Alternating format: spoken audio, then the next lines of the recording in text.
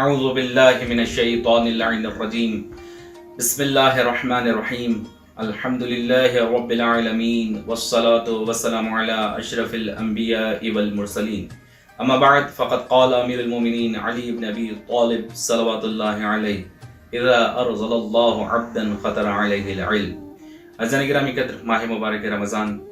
رحمتوں، برکتوں اور مغفرتوں کا مہینہ، یہ مہینہ خود سازی کا مہینہ، اپنے آپ کو بنانے کا مہینہ، اور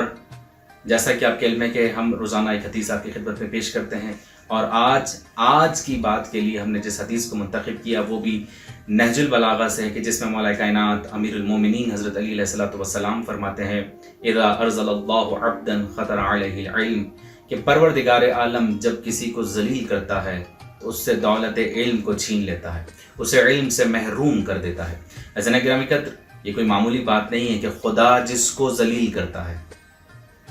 تھوڑا سا فکر کیجئے کہ خدا ذلیل کرتا ہے تو علم چھین لیتا ہے، یعنی ذلیل ہونے سے پہلے، یعنی جب اس کے پاس علم تھا، جاہل ہونے سے پہلے وہ خدا کی نگاہ میں شرف رکھتا تھا، وہ با فضیلت تھا، با عزت تھا۔ شیطان نے بھی یہی کیا کہ جب اسے خدا نے علم عطا کیا تو اس نے اس کا غلط استعمال کیا، جس کی بنیاد پر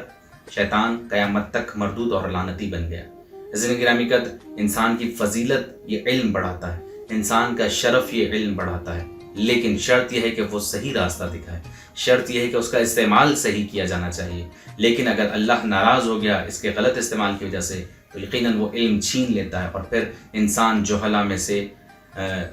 جہلا میں سے قرار دے دیتا ہے۔ پروردگار عالم سے دعا کروں کہ پروردگار اس ماہ مبارک کے صدقے میں مولا کائنات کے تمام تر فرامین پر عمل کرنے کی توفیق عطا فرما۔ والسلام علیکم ورحمۃ اللہ وبرکاتہ۔